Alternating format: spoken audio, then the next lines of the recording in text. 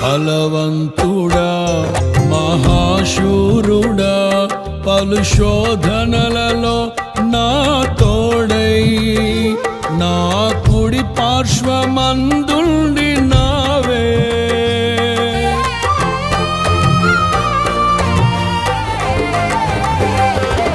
నీ మహిమకై నీవేర్పరచిన నీ పాత్రగా నన్ను మార్చి నీవు నీ అనలేని ప్రేమను చూపితివి. నీవే నీవే నా విజయం, నాలో నీవే నీవే